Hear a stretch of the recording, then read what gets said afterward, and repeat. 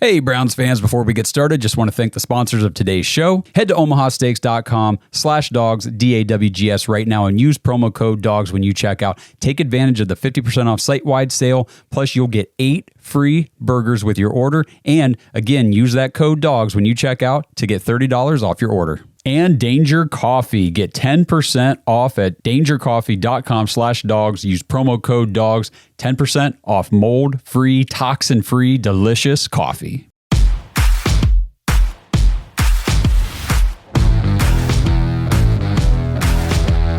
Welcome to the Dogs Podcast with your hosts, Blake Reneker, Justin Charles, and Josh All. What's up, Browns fans? Welcome back to another episode of the Dogs Podcast presented by Omaha Steaks. Josh all alone with you, and we are going over to the offensive side of the ball in our State of the Browns recap series, breaking down the Browns positional units one by one. We started with the defense. I went through cornerbacks, safeties, linebackers, defensive ends, and I just did defensive tackles, ending in the trenches, right in the middle of the action on that defensive side of the ball. Now we're going to flip right into the trenches on the offensive side of the ball.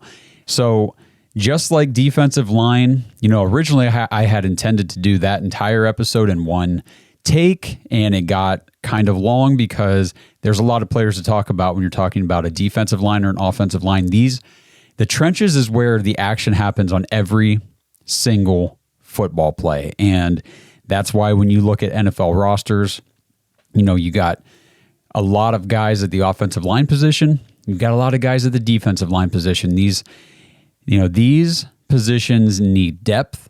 They need players that can come in, spell a guy, more so on the defensive side, but you have got to have depth and things on the offensive side, as we saw, especially this year with all of the injuries and everything that happened to the offensive line. So we're going to break it all down. We're going to talk about the guys that are under contract going into 2024. We're going to talk about guys who are going to be free agents, and we'll get into everything and kind of give some predictions on how, the Cleveland Browns roster is going to shake out for the 2024 season based on all this information. Appreciate everybody tuning in, checking out the episodes. We love you guys. You're the best audience in the world. We tell you that all the time. We would not be able to do what we do without all of you, and I sincerely mean that. This show has only grown because you guys have grown us, literally. So with that being said, if you're on YouTube watching this, please like the video, subscribe to the channel, tap the notification bell, make sure you don't miss any of the new stuff coming out. I still have the next episode of the State of the Browns is going to be running backs. And then after that, we're going to be breaking down wide receivers, tight ends, and we're going to wrap everything up with a nice clean bow with the quarterback position. And then I might do a recap episode throwing in a little bit of special team stuff as well, because the Browns had two, Pro Bowl alternate special teams players this season. So we've got some great guys on this team going into 24. It's a very exciting time to be a Browns fan. And I just love breaking all this down with you guys. So without further ado, let's dive into the offensive line discussion. And we're going to kick things off on the left side of the ball. Left tackle, starting left tackle, Jedrick Wills Jr. Now, Jed Wills Jr. is 6'5", 320. He is only 24 years old. He will turn 25 this May. He was born in Lexington, Kentucky, played college ball at Alabama, and of course, he was the Browns' number 10 overall pick in the first round in 2020, Andrew Berry's first draft pick as a Cleveland Browns GM. Now, I'll commentate this as I go through. I know we have spoken very lowly of Jed Wills on this podcast and his lack of effort at times on the field, his definite lack of consistency. And, there's definitely times where Jed Wills shows you exactly why he was a first-round pick in the NFL draft, why he has been a starting left tackle in the NFL at the professional level, at the highest level of football since his very first game as a rookie. And then there's other times when you just go, Jed, what in the living hell are you doing out there? But we'll kind of break some of that down as well. But to the stats, Jed Wills only played in 8 games this season. He was placed on IR after his MCL injury in week 9. So just, one of the first devastating, impactful injuries we have to talk about on the offensive line for the Cleveland Browns this year. So let's move over, look at some PFF stuff. I did this on a minimum of 250 snaps for tackles. That spit out 88 qualifying tackles. So his offense grade per PFF, was a 54. That was 68th out of 88. Pretty bad. His run blocking was a 54.5. That was 65th out of 88. Pretty bad. His pass blocking was a 60.1. That was 64 out of 88. Pretty bad. He played 569 total snaps. He allowed 29 total pressures on those he had 319 pass block snaps. That came out to a 9% pressure rate. And just keep those pressure rates in mind as we go through. I'm going to break that down for each guy. 9%, easily the highest of any Browns offensive lineman this season. So, and there you go. That kind of, if you felt like Jed Wills was out there giving up a lot of pressures against the quarterback on pass rush plays, boy, that's why, because he was. He gave up 3 sacks, 5 QB hits, 21 hurries. In comparison, we'll get to him in a little bit, but DeJuan Jones, the rookie this year, played 150 more snaps, and he gave up fewer pressures and the same amount of sacks as Jedrick Wills. So, like I said, we'll get to him. I know he's playing right tackle. Wills is left tackle, but we cannot talk about the offensive line without comparing these two players. It's going to happen all offseason. It's already happened this past season. It's just going to happen. So another huge gripe about Wills amongst Browns fans, as you well know, because if you're watching this, you're a Browns fan, most likely. Jedrick Wills flagged with 6 penalties in those 8 games that he played, and it looks like on the breakdown, 3 were holding, 2 were a false start, and I do not know where the 6th one comes from, but whatever. They don't have it listed. Anyway, he's still getting charged with 6 penalties, which, well, actually, if I'm looking at the breakdown here, as a rookie, he had 11 penalties in the full season. And then his sophomore year, he played 13 games, 4 penalties. Last year, he played all 17, 8 penalties. This year, he had 6 in 8 games. So his rate this year was more in line with his rookie season. Not great, Jed Wills, not great. He, let's see. Talking about the penalties, among all the tackles who had 6 penalties, whenever I looked at the list, he had the lowest total snaps by far, except for Joshua Izudu with the Giants. He had 6 penalties on just 266 snaps. So again, Jed Wills, he had 6 penalties on 569 snaps. So not great compared to the other tackles that I pulled here. Now let's see. On the plus side, Jedrick Wills' 8 games his season was kind of like a 50-50 split, I'll say. And I'm kind of going through, the box score, the PFF stat lines from each game. And we detailed this as the season was going on. The first half of his season was not good at all. Not good. He never had a PFF grade over 60, which is really bad. He had 2 games down in the 40s, which is really freaking bad. And then in the second half of his season, the last 4 games he played, his lowest PFF grade was 58, and the other 3s were all 60 or above. So again, not great, but you did see the improvement over the second stretch of his season. And you just got to imagine if the season had continued on and for him and he hadn't gotten injured, maybe he'd have continued to improve. I don't know. That was the trend he was taking. It seemed like he was starting to turn the corner, and then he got hurt, and that was the end of Jed Wills for 2023. 2/3 of his sacks were in the first 4 games, 18 pressures versus 11 over his last 4 games. I'm not saying that's a drastic turnaround, but again, it was nice to see his play on the field start to improve before he got injured. That's kind of the quick rundown on Jedrick Wills Jr. Contractually speaking, Jed Wills is currently going into his 5th-year option, which the Browns picked up last offseason.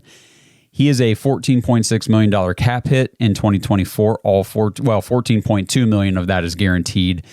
It's a 5th-year option. The money's guaranteed. He has a dead cap of $16 million. So for anybody out there thinking, we need to trade Jed, we need to cut Jed, we just need to move on from Jed, I hear you. I'm not saying that I think the Browns should get rid of him.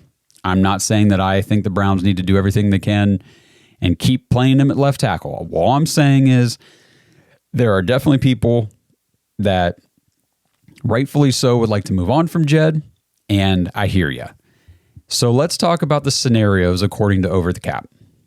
The Cleveland Browns cannot cut Jed Wills. Let's see, they cannot cut pre-June or post-June, so they cannot cut him based on Over the Cap.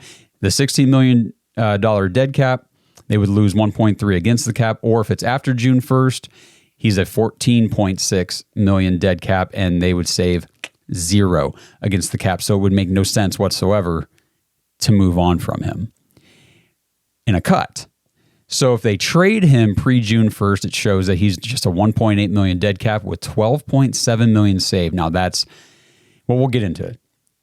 A post-June 1st trade, he is a $460,000 dead cap with $14.1 million saved. So if they trade him pre or post, it doesn't really matter. Like it pre, it's 12.7, post, it's 14. Either way, it's close to the same number. But that's assuming somebody wants him. And there's your kicker. That's assuming somebody says, yeah, I would like to take Jed Wills and I'll take his, $14 million contract on this 5th-year option. I don't find that likely given his play. If he's a player, and this is something that I think a lot of fans react with emotion before they react with any sort of logic or common sense thinking about it. And I understand, trust me, we are Browns fans on this show. We are Browns fans first and foremost. The emotions are definitely riding high with us as well. And it's easy, like I said, to just shout and cry, get rid of this guy. We don't want him, trade him. Let's trade him. Well, if we don't want him, what makes you think another team wants him at that price point? And I did have somebody on social media say, well, that was a horrible move by Andrew Berry last year to pick up that 5th-year option.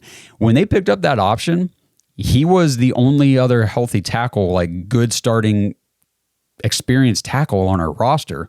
Otherwise, it would just be Conklin and freaking James Hudson, who we'll get to. So at the time, it was the perfect, it made sense. It was the right move to pick up Jed's 5th-year option. We didn't know we were going to draft DeJuan Jones and he was going to be a freaking stud day one. We had no idea that was going to happen. So hindsight 2020, but you got to understand in that moment in time, this was the right move. So the other option for the Browns with Jed Wills, they can restructure his contract to save up to $9.75 million toward the cap. I see that as the most likely scenario. I see the Browns restructuring Jed Wills' contract to kind of alleviate a little bit of his cap pressure. They're not going to cut him because they can't, and they're not going to trade him because I don't think they can. So I think the only option is to restructure and hope to God that he has a come-out season where he's one of the best left tackles in football, or at least a top 15 guy. Like just be consistently competent. You don't have to be an all-star. You don't have to be an all-pro or anything like that. Jed, we just need you to be consistently competent. That means knock off the lazy-ass shit out there. Quit allowing so much pressure from that left side. And for God's sake, do not block a guy bull rushing you clear to the right side of the line into Jack Conklin's freaking knee. Those are the kinds of things that piss fans off to no end. And there you go. I'm speaking as a fan because it pissed me off to no end. With that being said, it will be a contract prove it type of year for Jed Wills because the Browns are not looking to give him a contract extension, off of this 5th-year option right now. It's going to be, hey, look, you're here. You got your 5th-year contract, guaranteed money. Prove it. Prove that you deserve a second contract because whether you get the second contract with the Browns or not, you're working for a second contract from somebody, and everybody's going to have your tape, Jed. So I think, honestly, I do think 2024 could be a pretty good year for Jed Wills. You see guys in contract seasons, they just play a little better because there's more incentive. You don't want this to be, you're coming off your rookie deal. You don't want this to be it. Like I said, he's 25 years old, going to be 25. There's a lot of football left to be played, a lot of football years left for a guy who's already made it to this level. You need to take advantage of the opportunity when you have it because it doesn't last very long for players. I think the average career span for an NFL player is like 2 or 3 years or something on average across the whole league. So if you're a player that has the opportunity to get a second contract, not just a second contract, but a decent sized second contract, man, you got to grab that by the nuts and take it. So that's Jed Wills. Now let's move over to a guy that we don't have to talk about stats for because he didn't play this year, hardly at all. And that's unfortunately Jack Conklin, 6'6", 308 pounds. He is 29 years old. So he is older. He's going to turn 30 before the season in August. So Jack Conklin is going to be a 30-year-old offensive lineman. Born in Plainwell, Michigan, played at Michigan State. And some of this stuff I find on these guys pretty interesting. So Jack Conklin was actually a walk-on at Michigan State in 2013. And then he was selected as a first-team All-American and first-team Big Ten in 2015. So he went from a walk-on in 2013 to being first-team All-American, first-team Big Ten just 2 years later. We know that Jack Conklin is a stud. He is a, number 8. He was the number 8 overall pick, top 10 pick in 2016 by the Titans. Conklin's actually a 2-time first-team All-Pro tackle. He got voted as an All-Pro tackle his rookie season in 2016 with the Titans, and then again in his first season with the Browns in 2020. So Jack Conklin is a damn good right tackle in the NFL. I mean, we talk about it all the time. It is hard. Like Pro Bowl is one thing, but to make an All-Pro, All-Pro is super selective. There's not very many spots allocated to be to the All-Pro selections, and he's made 2 of them in his career. Now, the problem with his career has been health, but man, when this guy plays a full season, he is dominant. Unfortunately for the Browns in 2023, Conklin was placed on IR after week 1. He had a torn ACL and MCL, lost the entire season in 2023 again because of that guy that got thrown into the back of his knee, unfortunately by Jed Wills, getting bull rushed on the clear other side of the line. So if you recall 2 seasons ago in 2021, a little history here, Conklin went on IR with the Browns. He had an elbow injury. He came back, immediately got a right knee injury, torn patellar, and it ended his season. So that's 2 seasons now with the Browns ended by knee injuries. In 2021, he played just 7 games, and in 2023, just a portion of 1. Again, he's going to be 30 years old. You got to think his risk of more injuries in the future is even higher considering his number of injuries in the past and his ever-increasing age. And obviously, you're probably saying, well, no shit, people get older every second. Yes, I understand that. There's a difference between being injured when you are 22 and when you are 30. If you're 30, you know what I'm talking about. And it's the same conversation we're having with Nick Chubb. People are saying, hey, look, he came back from this, devastating knee injury in college, and look what he's been able to do in the NFL. He'll come back again. Guys, it's a little different whenever you're 19 years old coming back from an injury with a young, healthy body, and you're 28, 29 coming back from the same injury a second time. But now you're a decade older. It's just a different story. So with Conklin, on the contract side of things, let's see, last offseason, the Cleveland Browns extended Jack Conklin with a 4-year, $60 million deal. They extended him through the 2026 season. Again, at the time, kind of the same as Jed Wills, that was the right move because we wanted to shore up that offensive line and keep our guys in place. Had no idea DeJuan Jones was going to come out and look like a future, not just a starter, but he could be an all-pro himself.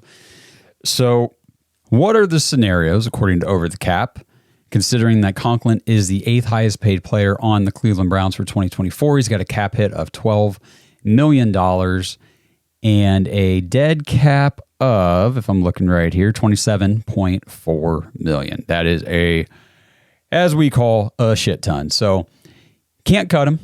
Cannot cut Jack Conklin pre-June 1st. His dead cap is 27.4. Like I just said, post-June 1st is $13 million. Yeah, too expensive. Cannot cut Jack Conklin.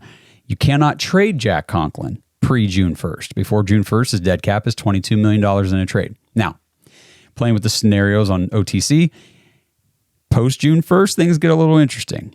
His trade option shows that there's just a $7.5 million dead cap with $4.6 to be saved toward the cap.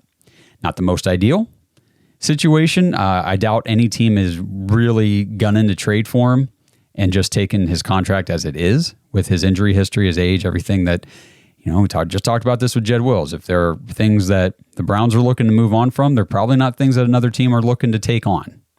So a trade may not be the most likely scenario. And I'm wondering as far as his, so there's not a whole ton that can be done to restructure. If they restructure his contract, you're looking at $2.6 million saved against the cap. They might do that. We'll never know. But there's a couple possibilities. At this point in time, I think Jack Conklin, unless he decides to retire or there's some sort of injury, I don't know all the contracts in and outs of all these things. I don't know if there's like an injury settlement type thing that they can agree upon or a buyout option. I have no idea what the Browns can do. I just know that based on these numbers, on over the cap, it looks like, Jack Conklin, as long as he makes a good recovery from this knee injury, and I haven't heard anything negative about it, I think that he could be, what do you do if you're the Browns? We'll just do a quick side here. So what are you going to do? You've got Jed Wills, most likely, left tackle. It's where he's played. You have DeJuan Jones, a second-year guy who looks like, you want him at right tackle. He dominated TJ Watt twice. What do you do with Jack Conklin? Do you just keep this super highly paid backup tackle on your roster for the year? Because I think next year they can move on with a cut or something like that, and it's not such a financial obligation. But this year, I'm not 100% sure what they're going to do. So, again, when Conklin is healthy, man, he's one of the best tackles in the league. He's awesome. It's just the health is a major question mark, unfortunately, for him. This episode is brought to you by Omaha Steaks. Browns fans, my household runs on Omaha Steaks, and that's why I'm so excited that 50% off site-wide is back. That's right. It's Omaha Steaks President's Day sale, and right now, listeners of this show can go to omahasteaks.com/dogs, DAWGS, use promo code DOGS when you check out and get 8 free burgers with your order. With the price of food and meat nowadays being sky high, these are my favorite sales of the year because nothing can beat 50% off all the juicy, tender steaks, burgers, chicken, pork, seafood, etc. Plus grab a package with the caramel apple tartlets for dessert. I never order anything from Omaha Steaks without getting those caramel apple tartlets. Take advantage of this sale right now before it's over. That's 50% off site-wide at omahasteaks.com/dogs. Use promo code DOGS and get 8 free burgers with your order. Hey, Ohio, if you haven't downloaded the BetMGM app yet, you'll definitely want to take advantage of this limited time offer. New users who sign up through our link must deposit $10 and place a first wager of $5 on any live bet. Once your bet is placed, you will instantly receive $150 in bonus bets. You will get 3 bonus bet tokens of $50, allowing you to make multiple wagers with your bonuses.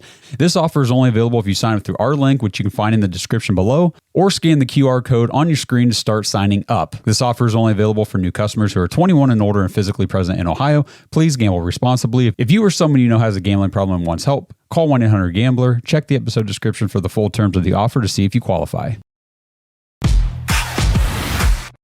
So let's dive into DeJuan Jones. He's 6'8", 375 pounds. He's just 22 years old. He's going to turn 23 in August before the season. He was born in Indianapolis, Indiana, had Division I offers for college for both football and basketball. So those basketball skills, man, you see those. They're clear on the NFL field with how quickly this mountain of a man can move his feet, can move around the field, shuffle. He's awesome. He's quite the athlete for his size. He played college football at The Ohio State University, my alma mater, and the Browns selected him in the 4th round of last year's draft, number 111 overall. Speaking of 1-1, DeJuan Jones played in 11 games, filling in for the injured Jack Conklin. He was thrust into that starting right tackle position immediately in week 1, and he never looked back. Week 7, he had the injury. He came back from that first injury, played sparingly, if you recall, against Seattle and Pittsburgh. They kind of used him situationally, but he wasn't necessarily the starter. He didn't play every snap. He came back and he played, I think he started the Denver game, started the Rams game, and then immediately placed on IR with his own knee injury. So there we go. Now we're coming into the season with 2 right tackles, 2 very competent, high-level, when they're healthy, elite level right tackles who both now are coming off of injuries from the prior year. So I don't know what you do. I don't know what you do if you're the Browns, but the injuries just absolutely derailed everything this year, and it sucked. It sucked watching. It sucked dealing with them, and it sucks talking about how you move forward considering them now. So moving over to PFF, out of those 88 qualifying tackles, DeJuan Jones' offense grade was a 64.7. That put him at 51 out of 88. His run blocking was not great, 53.5. That was 69 out of 88. But his pass blocking was a 73. That was 26 out of 88. So that's pretty damn good for a rookie. And that's really where we saw him shine, was in passing downs, pass blocking situations. Just a mammoth out there. And I feel like run blocking is something that he can improve upon, but when you're starting out your career as a rookie, pass blocking that efficiently, that effectively, that bodes very well for your career as an NFL player. He played 712 total snaps. He allowed 21 pressures on 419 pass block snaps, 5% pressure rate. Remember, Jed Wills was 9. So DeJuan Jones, almost half of that. He gave up 3 sacks, same as Jed, 3 hits, 15 hurries. And again, I made the note here, he played 150 more snaps, gave up fewer pressures, and the same amount of sacks as Jed Wills on the other side of the ball. So compared to the 6 penalties on Wills, DeJuan Jones got flagged just twice this season, which is awesome. Again, he didn't play the whole season, but still that's pretty good for a rookie tackle going up against some really good pass rushers in his starts. And my favorite stat, I alluded to it a little bit ago, threw out the name. My favorite stat for DeJuan Jones, played 2 games against the Steelers. Now, the first game, he started the whole game, played the whole game. The second game was where he was used sparingly. But in those 2 games against the Steelers, and everybody's, snubbed D-Poy, TJ Watt. Big Thanos allowed just 5 total pressures and 0 sacks against TJ Watt and the Steelers front. So DeJuan Jones is made for the AFC North. He's made for the Browns, and we are very, very fortunate to have him. Thank you, Andrew. So on the contract side of things, not a whole lot to talk about. The Browns have a starting tackle for the future. He's on his rookie deal, 4-year, $4.6 million contract. This is year 2. Cap hit is $1.1 million. I expect some big-ass things for big-ass Thanos in year 2. So I am going to have to temper down my excitement coming off of DeJuan Jones, because next I got to talk about James Hudson III. James Hudson is 6'5", 313. He's still just 24 years old. He's going to turn 25 in May. Born in Toledo, Ohio. Started his college career at Michigan. Maybe that's why I don't like him so much. No, I think it was his play on the field. He redshirted his freshman year, transitioned from a defensive tackle to an offensive tackle. I don't know how many people knew that, but coming into the NFL, offensive tackle, the offensive side of the ball was not a whole lot of his background. He'd played defense all through high school and starting out in college, so a D tackle to an O tackle. And then he left Michigan. Oh, good move. Get out of that place. Left Michigan, transferred to Cincinnati, and the Browns selected him in the 4th round of the 2021 draft, number 110 overall. So that's kind of interesting. He was selected at 110. DeJuan Jones was selected at 111. This is the thing about the draft. Just as a quick sidebar, it is a freaking crapshoot. So anybody out there, I see it all the time online. You can't trade away our draft picks for players because we need those draft picks. Take draft pick 110, just as a perfect example. You could get James Hudson or you could get DeJuan Jones. You don't know what you're going to get. You could get something anywhere in between. You could get somebody worse than James Hudson. I'm just saying these are the chances you take as an NFL GM doing the draft. You do your research, you make the most educated, best analytical, decision you can at each pick, and then you just sit back and you pray to God it was not a bad pick. And that's really all you can do. Stats-wise for James Hudson, let's see.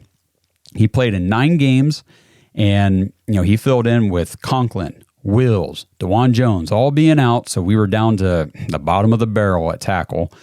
So 9 games for James Hudson this year, that's way too many games with him as a starting tackle for our offense, and we felt that. So out of those 88 qualifying tackles on PFF, his offense grade was a 46.8. That was 82 out of 88. Not good at all. Run blocking was a 52.9, that's 71st. And pass blocking was a 51.1, that was 74th. Yuck. He played 556 total snaps. He allowed 29 pressures on 329 pass block snaps, a 9% pressure rate, same as Jed Wills. So come on, Jed, you got to lower that thing, man. You look like James Hudson. He gave up 4 sacks, 7 hits, 18 hurries, and he had 9 penalties. He was heavily penalized this year. Ugh, that's about all I want to say about James Hudson. So let's talk about contract, okay? 2024 is going to mercifully be his final year on his rookie deal, which was a 4-year, $4.3 million contract to begin with. His cap hit this year is a $1.25 million hit, almost no dead cap, so I mean, to cut him would be nothing. He is, unfortunately, a very cheap depth option at offensive tackle. As I have been not shy about, he is not all that good, but honestly, he's probably in line with what you'd be betting on in the free agent market or a later round rookie again to replace him. So I don't love it, but he's probably going to finish out his rookie contract in Cleveland, and then he'll move on and probably, maybe get a depth job somewhere else. But I think he'll be here in 24, and I think it'll be his last season here. That's about all I want to say about James Hudson. As far as tackles, offensive tackles go, just got to mention Leroy Watson. He played 55 snaps for the Browns in 2023. He is on the roster right now with less than $1 million against the cap. He's $915,000. So, I mean, Leroy Watson could be cut at any point. This offseason, he might stick around for camp and stuff, end up being a practice squad guy. I don't know. And then a reserve futures deal was signed by Justin Murray. There you go. Okay. So then we will talk about, one last tackle. Got to talk about free agent. He's not on the roster for 2024. He is a free agent. This offseason, Jerron Christian Sr. So Jerron Christian played in 10 games. He's 637 snaps for the Browns in 2023. He had a 43.2 defense grade. That was 84th out of 88. So not great either. Him and Hudson being our starting tackles for the back half of the season and into that playoff game. I don't really know what else to say. He had a 35.7 run block. It might as well be 0 at that point. He had a 53.1 pass block. Not great. Him and James Hudson, not great. So, and I believe we signed him off of the 49ers practice squad at one point onto our practice squad, elevated him with all the injuries, blah, blah, blah. We did what we had to do this year. And, it's crazy that we finished the season the way we did, considering that just considering those two guys were our starting tackles, not to mention we were on QB4 for the season. Jerron Christian gave up 33 pressures on 400 pass snaps. That's an 8.25% pressure rate. So in the same ballpark as Jed and James. He gave up 4 sacks, 6 hits, and 23 hurries. I do not expect to see Jerron Christian back with the Browns in 2024. So let's move on to the guard position. Joel Bitonio. We got to talk about Joel freaking Bitonio because this guy is going to be a future Hall of Famer. I really do believe that. He is way too damn good not to make it into the Hall of Fame. He is a Cleveland Brown through and through. He is this era, this generation, I guess if you can say, version of Joe Thomas, even though the two were on the same offensive line together for a little bit, which is just crazy to believe. We had Joel Bitonio and Joe Thomas together. Awesome. Totally awesome. Too bad we couldn't win more games, Browns. 6'4", 320 pounds, 32 years old. He's going to turn 33 next season. So Joel Bitonio, not a whole ton of years left probably for him in his career, but he's still doing it at a high level, which we will talk about. He was born in San Pedro, California, played high school in Long Beach, so Cali boy. Played college at Nevada, and the Browns selected him in the second round of the 2014 draft, number 35 overall, so he was a very early second-round pick by the Browns. He played in 15 games this season. He only missed the San Francisco game after the bye week with an injury. And then moving into PFF, so for the guards, there were 85 qualifying guards, minimum of 250 snaps. Joel Bitonio had a 68 offense grade. That was 19th overall. Run blocking was a 61. That was 31st overall, so just so-so. Pass blocking a 71.2, that was 13th, so pretty damn good there. He played 1,047 total snaps, allowed 27 pressures on 621 pass block snaps for a pressure rate of 4%. Remember what I was talking about with the tackles? 9, 8.25, 5. Joel Bitonio was at 4.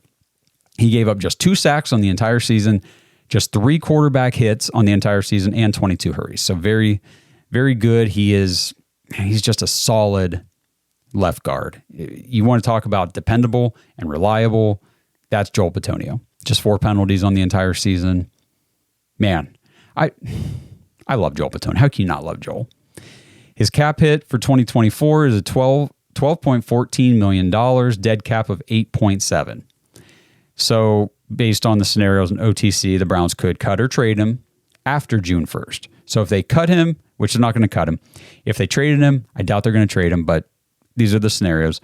After June 1st, it's an $8.5 million cap savings, and it looks like they could possibly restructure his contract to clear up $4.3 million.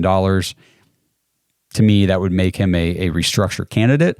I don't know how you move on from Joel Bitonio right now. He's a Hall of Famer. It's just, what am I supposed to say? He's awesome. So that kicks it over to the right guard, Wyatt Teller, 6'4", 315 pounds. He is 29, will turn 30 right around Thanksgiving during the season. He was born in Manassas, Virginia, played college at Virginia Tech. So he was picked a little bit later. He was a 5th round pick, number 166 overall in 2018 by the Buffalo Bills.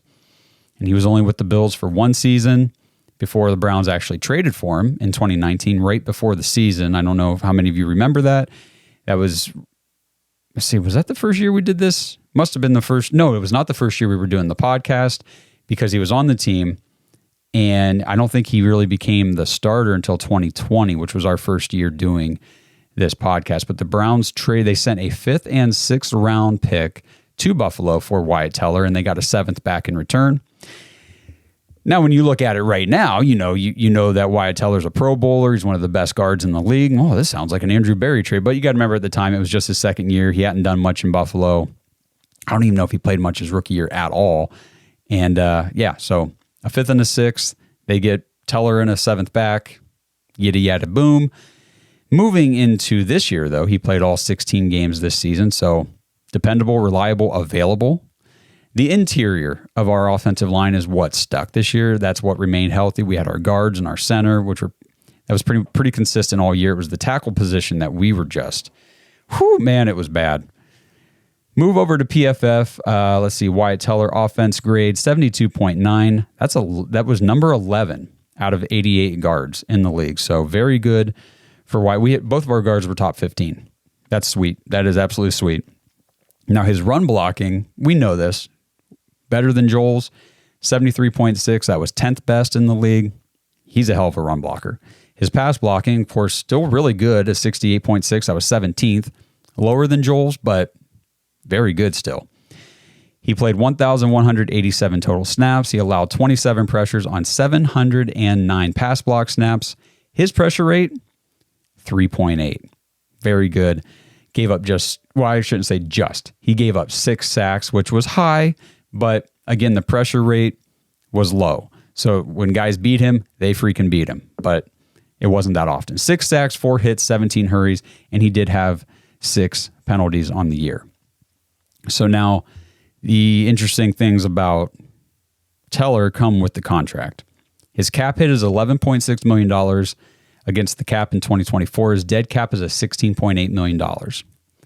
Now, the Browns could trade Wyatt Teller after June 1st and save $6.4 million in cap space, but not before June 1st. And then it also looks like they could potentially restructure his contract to clear up $3.4 million toward the cap. So I have seen Wyatt Teller's name floated around as a possible trade candidate in some trade scenarios and things like that. We talked on the live show on Monday when we were talking about the possibility of trading for Brandon Ayuk and players that the Browns could realistically package with a pick or two to trade to the 49ers for Brandon Ayuk.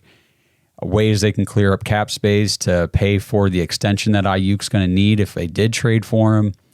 And, my ideal trade piece in terms of, player personnel would have been Greg Newsome, but Blake said Wyatt Teller. And, his argument was valid. He said it's much easier to replace an offensive guard and get similar production than it is to replace a cornerback and get similar production, because cornerback is such a difficult position to play, and it's a difficult position to get competent play out of your guys. And, Greg Newsome, I know he gets a lot of flack for missed tackles and things like that, but he's still a hell of a cornerback. I think he's very good, and he's very good in Jim Schwartz's defense. And, I'm sorry, guys, all cornerbacks, all defensive backs are going to have moments where they get beat. We're going up against the most elite athletes in the world at the wide receiver position. And there's a reason why guys like Tyreek Hill and, players like that just are unguardable, because they're just so damn good. Doesn't really matter who they go up against sometimes. So Greg Newsome is going to get beat, but in, relatively speaking to all the cornerbacks in the league, he's a very good cornerback. But Blake had a really good point. We love Wyatt Teller. I want Wyatt Teller on the team. Don't hear what I'm not saying, guys. I want him on the team. I do not want to lose Wyatt Teller. But if it was like, hey, the only way we can get Brandon Ayuk is to include Wyatt Teller in the trade, I'm probably pulling the trigger on that, because Ayuk's going to have a bigger impact on the offense than Teller, unfortunately. And it's a lot harder to get a receiver who can produce at Ayuk's level than it is to get a guard who can produce similar to Teller's level. It just is what it is. It's just the reality of the situation. But I think the most likely scenario is he's going to get restructured. I think our offensive line is set. I don't think we have too much to worry about here, if that qualms your fears a little bit. This episode is brought to you by Manly Bands. Browns fans, I have an exciting new sponsorship partner for you guys, and it is crazy how it all happened, okay?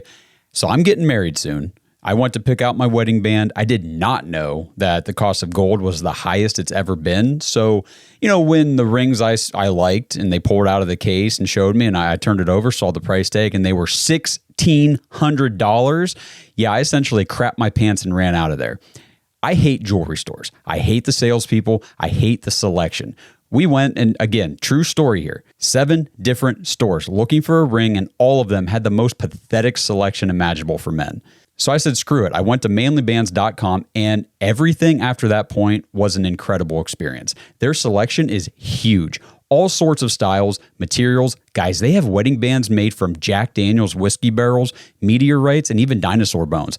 They also have a huge selection of the tungsten rings that everybody likes, cobalt chrome, and gold. And the best part was the customer service was some of the best I've ever received. In a world of AI and bots, Manly Bands keeps it real with real freaking people. The whole experience was so awesome, I asked if we could advertise for them on the show, and here we are. Screw those jewelry stores and those salespeople. Manlybands.com. Use promo code DAWGS, DAWGS, for a whopping 25% off your order. Whether you've already got a band or you're getting married in the future, check out what they have. Also, you can order a free ring size guide and they'll ship it straight to you, so you know exactly what size ring you need. And again, never step foot in a jewelry store. And also for you big fellows with the big hands, guys, they got rings up to size 20. Rings come with free engraving in the US, and they send you a free silicone band with your order. It's unreal. These guys are the best. Manlybands.com, promo code DAWGS for 25% off your order. We don't have too many other guys to talk about at guard. Drew Forbes, 6'5", 308. He's 27, just turned 27 last month. Born in Bon Thierry, Missouri, college at Southeast Missouri State. Forbes was a 6th-round pick, 189 overall by the Browns in 2019, had a knee injury, went on IR his rookie season. Then he opted out of 2020 because of COVID, went on season-ending IR for a knee injury in all of 2021. Then he was released by the Browns before 2022, signed with the Lions. They cut him. Browns claimed him, went on reserve non-football illness for 2023. So Drew Forbes is a name you may have seen if you're looking at the Browns roster and stuff like that, but he's like literally never played in all the years he's been in the NFL. So whatever. His contract, he's a $1.2 million cap hit in 24, $100,000 dead cap, so essentially zero. I don't know if he's even on the team in 24. And then there's a free agent, Michael Dunn. We'll just mention him real quick. He played 248 snaps for the Browns in 23. He filled in for Joel Bitonio against the 49ers. And he filled in again for Joel whenever he went out with an injury against the Bears. And, of course, played in the season finale against the Bengals. He will be 30 years old in 2024. He's a free agent, like I said, so I don't see any reason to talk anymore about Michael Dunn. And finally, we will move. There's a lot of guys to talk about with the offensive line. Didn't I tell you? We are going to move over to the center position. We're going to land right smack dab in the middle of that offensive line and talk about Ethan Posick. 6'6", tall dude, 320 pounds, 28 years old. He'll be 29 right before the season. He was born in Lamont, Illinois, played college at LSU. He was a second-round pick, number 58 overall, by the Seahawks in 2017. Ethan Posick signed a one-year deal as a free agent with the Browns back in 2022. If you recall, he was named the starter after Nick Harris was injured in the preseason that year. And then he played 10 games in 2022 before going on IR himself. And then I believe he came back at the end of the season for some games. And then last offseason, he came back to the Browns on a 3-year, $18 million extension, which we were pumped about because, again, this was another offensive lineman. This kind of goes back to the Teller argument, too. If we have to move him, the Browns do things like this. Ethan Posick was just signed as a depth piece behind Nick Harris. And as soon as Nick Harris went out, Posick comes in, and he was PFF's third best center in 2022. And then last year when we re-signed him, extended him, that was pretty exciting. We were happy to have him back. He played in 15 games this year, and he only missed the Chicago game in Week 15. So let's see. PFF, 250 minimum snaps. That gave me 38 qualifying centers. His offense grade was a 71.4, so that was 12th overall in the league. 69.8 run blocking grade, that was 16th, and a 70.7 pass blocking grade, which was 10th. Some very good grades, again, for Ethan Posick. He played a total of 999 snaps, one shy of 1,000. That's got to suck. I'm just kidding. I'm sure he doesn't care. He allowed 17 pressures on 582 pass block snaps. That's just a 2.9% pressure rate. Very good. Lowest of all the linemen. He gave up one sack on the entire season, which is great. Just 2 quarterback hits, only 14 hurries, and he got penalized 5 times. Ethan Posick, set it and forget it kind of center. Very happy to have him on the roster. And I'm very happy to have him at his price point because his cap hit is just $4 million. His dead cap is 8.7. There's no savings to be had in any cut or trade scenarios. And if you're paying $4 million for a top 10 center in the NFL, you don't freaking move it. That is awesome. Honestly, it's one of the best values the Browns have on the roster is to have Ethan Posick at $4 million at center. Can't beat it. You cannot beat it. So we just have a couple guys left to talk about. We'll kind of run through these quick. Luke Whippler, 6'3", 303, 22 years old. He's going to turn 23 in May.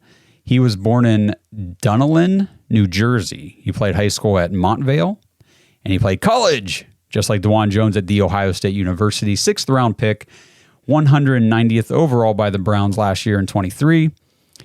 And, like I said, the interior of the offensive line stayed pretty consistently healthy this year. Thank God. And so not a whole lot of opportunity for Luke Whippler, which that's ideal. That we didn't want our depth pieces playing a lot this year. So he had 53 total snaps. He played 53 snaps in the Week 18 game against the Bengals, and he allowed just 1 pressure, and that was it. 1 total pressure on 53 snaps against the Bengals. Impressive. You know what I mean? Just for a guy who's gotten 0 NFL reps outside of the preseason, which was like 4 months before this game. He comes in, gets the start against the Bengals, and I think he really held his own in that game. It was pretty exciting to see. He actually had a 65.3 PFF grade for that game, so not like otherworldly stellar, but not bad either.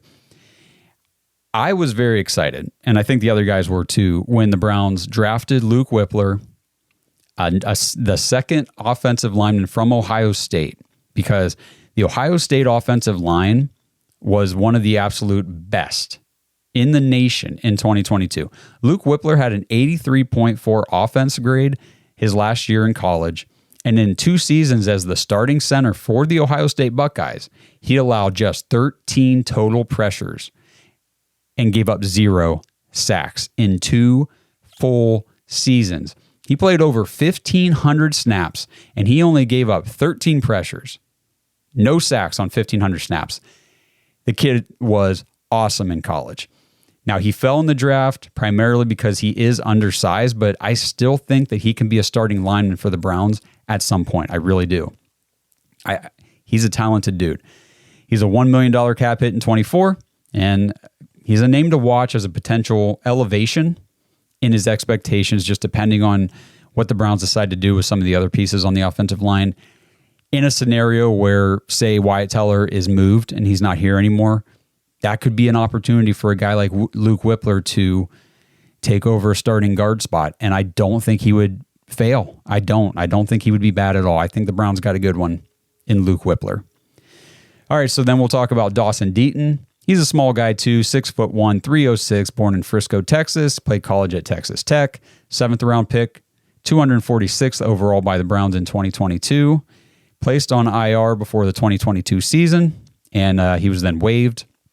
And I looked. I honestly cannot find when he even came back onto the roster, but he's currently listed on the reserve non-football illness list. That's all I'm going to say about Dawson Deaton.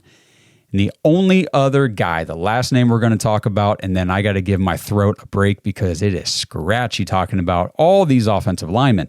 Nick Harris is a free agent, 6'1", 293, 25 years old, born in Santa Ana, California, college at Washington. That came out weird. College at Washington. There we go. That's a little better, right? 5th round pick, 160 overall by the Browns in 2020. So again, AB's first draft. He was named the starting center. If you remember, I mentioned this with Ethan Posick. Nick Harris was named the starting center in 2022. And then I think it was the first preseason game against the Jaguars. He goes out, season-ending knee injury in that game. And it's like, well, crap. We waived J.C. Treader, if you recall, and said, we're doing that because we're confident in Nick Harris. It's like, okay, cool. They're confident in Nick Harris. Let's go. Boom. Injured, out. It's like, oh, shit. We lost J.C. Treader willingly, and now we've lost the guy that we elected to replace him. What are we going to do? But, Ethan Posick came in, and he's the dude. Like I just talked about. He's like the best value on the team. So Nick Harris played 311 snaps this past season, 222 at center, filling in when Posick was out, mostly in the Jacksonville game, and then some in the Bears game. And then Nick Harris started at center that Week 18 Bengals game. And a lot of Nick Harris's snaps, though, this is the one cool thing I liked about him this year, came at the fullback position. And I thought that when the Browns started using, when the Browns started using Nick Harris at the fullback spot, when our run game was struggling, our guys just couldn't get any sort of movement with the ball. Our offensive line was all banged up. And they start putting Nick Harris in these short yardage goal line situations at fullback. That jumbo package was sweet. I thought that was a really smart move by Kevin Stefanski, a great adjustment to the offense. And it was just pretty cool to see. You see a damn near 300-pound guy out there running that fullback position. It's just, as a football fan, you just love to see it. PFF, Nick Harris on those snaps, he had a 59.5 offense grade, 58.7 run block, 66.3 pass block. So nothing spectacular. His pass blocking did rank 12th overall out of all the qualifying centers, but the other two weren't all that great. He allowed 3 pressures on 169 pass block snaps, 1.7%. That's pretty good. It's pretty low considering he played limited snaps. And he had 2 penalties. So my notes on Nick Harris is I don't see Nick Harris, based on his career to this point, he's not going to command a whole lot on the free agent market. Nobody's clamoring to sign an undersized, maybe backup center, maybe a guard, whatever. But he's a guy that I would peg as somebody the Browns might prioritize in trying to get back on the team because he's not going to cost much. He can play center. He can play guard.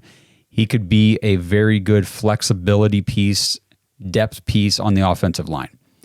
Again, he's not a guy that we're hoping ever takes a starting position, but at one point in his career, within the last 2 seasons, the Cleveland Browns had seen enough out of Nick Harris to say, you're the starting center for this offensive line, which is one of the top in the league. So he does have that potential. And I think with what the Browns know about him, with what he knows about the Browns, he's been here. I could see him coming back on just like a 1 year, $1.2 million deal, something low, something little like that, just to get him another year in here on a backup duty, maybe maintain that jumbo package fullback role, something like that. But I do not think it would be the worst thing in the world if the Browns brought him back, like I said, on a small deal. And that's it. Whew. I tell you what, going through the defensive line and through the offensive line kind of kicks your ass talking about all this stuff because there's so much to talk about. There's so many guys to cover. But I hope I did a good job. I hope you guys learned a lot about the offensive linemen the way I did going through all this information. It's just good to know where the Browns sit going into the upcoming season and to have an idea of the possibilities for each player, because I see stuff online all the time. People are posting, let's trade this guy, let's cut that guy, let's, move on from so-and-so. And until you actually look at the cap contract situation, the dead caps, all that stuff, the different scenarios, there's the June 1st cutoff, you can cut or trade guys before or after, and it changes the numbers, all that stuff. There's a lot. So it's really hard to just say, well, I would cut so-and-so because he's not very good. Well, maybe you can't. It's just the way it is. So hopefully you guys found a lot of value in the information. I will be back on the next episode breaking down the running backs. I've got some really good information on the running backs. And when I say really good, I mean really insightful, because the running backs pretty much blew this season, and I will explain that.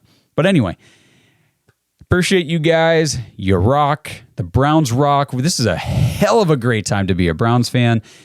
And if you're watching this on YouTube, please like the video, subscribe to the channel. We are trying to get to 9,000 because we can't get to 10,000 until we get to 9,000. So help us get there. We are pretty darn close right now to 9. And then we're going to be making a strong push to get to 10 before the season. And if you're listening on Spotify, Apple, if you're listening on Apple, I don't say this a ton, but on Apple specifically, if you can give us a 5-star rating review, okay? Now, I know like on Spotify, you can tap the 5 stars, and that totally helps us out. We love that on Spotify, but they don't give the same option as Apple, where Apple actually gives you the ability to write a review with your rating. And if you give us a 5-star review on Apple, just please drop us a comment in the review process and just say, great show, or love these guys, or excellent information, good Browns podcast. It doesn't have to be elaborate. You don't have to go in a lot of detail about what's so great about the show, but just a written 5-star review goes a long way in helping this podcast get in front of more people, and it helps us grow. It really does. So if you're listening right now on Apple Podcasts, please go to the main page for the Dogs Podcast, scroll down to the bottom, leave review, give us a 5-star, just type something. Whatever you want to type. Josh, his hair looks weird today. Whatever you want to say, I don't really care. Well, if you're listening, I guess you don't know that. Josh's voice sounded weird today. And just whatever you want to talk about, leave it in the comment there, and then post that 5-star review. Those really help the show. And we appreciate everything you guys do. We appreciate you, first and foremost, just being along the journey with us. So thank you again. I'm coming back with running backs on the next show. Go catch up on the defense if you missed it. And until I talk to you guys again, let's go Browns. Thanks for listening to another episode of the Dogs Podcast. Make sure you subscribe on YouTube and follow us on Twitter at the Dogs Podcast. Get your thoughts on the show at thedogspodcast.com.